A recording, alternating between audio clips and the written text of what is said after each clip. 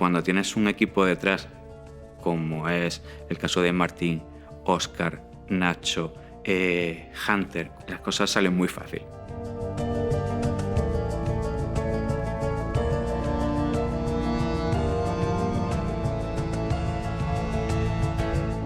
El proceso para animar bebe de la intervención de otros tantos departamentos, ¿no?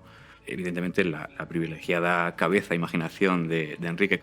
Luego hay un artista de concept que traslada eso que tiene Enrique Cabeza dentro, lo plasma en una ilustración, y esa ilustración es la que cogemos en el departamento de animación para crear un primer sprite, un sprite preliminar, que es el que se va a animar, que se pone en el escenario para el que ha sido concebido, y a nivel de paleta pues funciona, se lee adecuadamente. Es cuando se comienza el proceso de animación.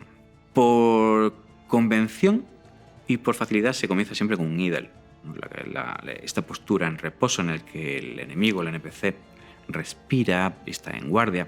Generalmente el idle se suele hacer en texturizado final, frente a los flat keyframes, que es el proceso que se lleva a cabo cuando la animación es un poco más compleja y queremos validarla y que va a funcionar bien a nivel de ritmo, de alcance, de cadencia, sin invertir mucho tiempo en ella. La animación de Blasphemous yo creo que es característica por su gran fluidez, principalmente en enemigos. Se tienen que mover de una forma que el jugador pueda anticiparse a ellos, pero sin que sea totalmente obvio. Que representen un reto, pero a la vez sean accesibles. Cada frame de la animación recoge o representa a ese enemigo o a ese NPC, o a penitente si es el caso, con colores planos, trazos casi esquemáticos, no son los píxeles, pues son clústeres que están puestos simulando un poco dónde va a ir todo, ¿no? No hace falta que detalles una mano, ¿no? Con que pongas el color plano de lo que sería el guante ya sabes que esa es la mano derecha, la mano izquierda. Una vez que se tiene eso, generalmente se suele integrar en el motor de juego para que los compañeros de programación vean qué tal funciona. Y si vemos que todo funciona bien, podemos pasar ya al texturizado final.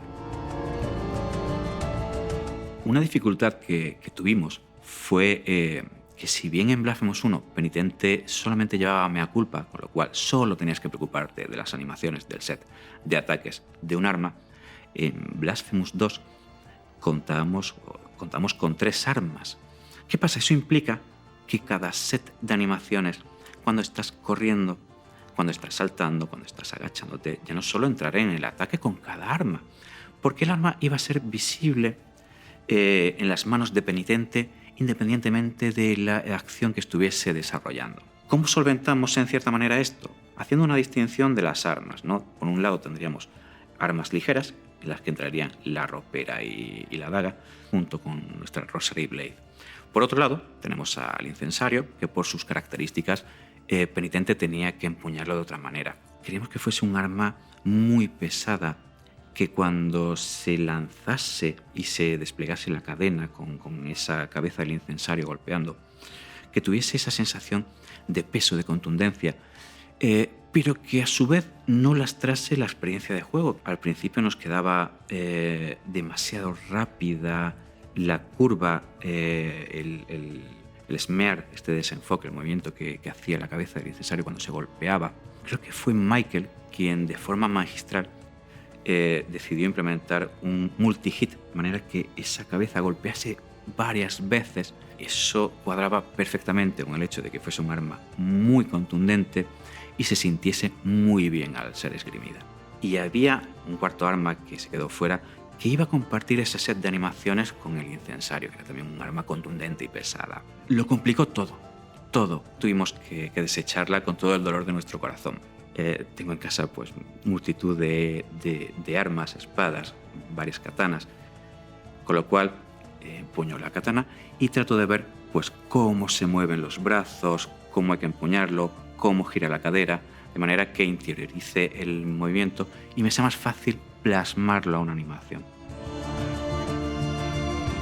Para animar un boss de Blasphemous, primero necesitamos un concept. Y luego a partir de ahí Michael, que es el que se encarga de los bosses, desarrolla un documento en el que se detalla los ataques que tiene, qué tipo de animaciones y básicamente cómo se comportará este boss. Ya pasaría a lo que sería animar el idle del personaje para ver un poco qué carácter se le quiere dar.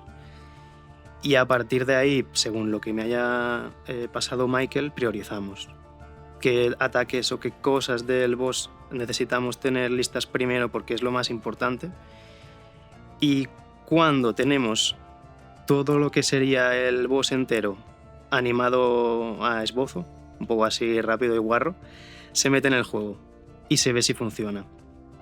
Yo diría que quizá el que ha necesitado más mimo ha sido Eviterno, porque sí que llegó a una fase ya muy tardía del desarrollo en el que nos estábamos pisando unos a otros a la hora de hacer el trabajo. Michael tenía ya la idea muy clara del boss, pero luego pasar eso a animación llevaba su tiempo. Si tenemos en mente a Penitente de Blasphemous 1, sus proporciones anatómicas eran, pues bueno, más caricaturescas. Sin embargo, en Blasphemous 2 optamos por unas proporciones más realistas y bueno, a la vista está que la apariencia de Penitente de Blasphemous 2, incluso teniendo casi el mismo tamaño, parece mucho mayor, más colorido, más vivo, más definido. Entonces creo que hemos hecho un buen trabajo en ese sentido.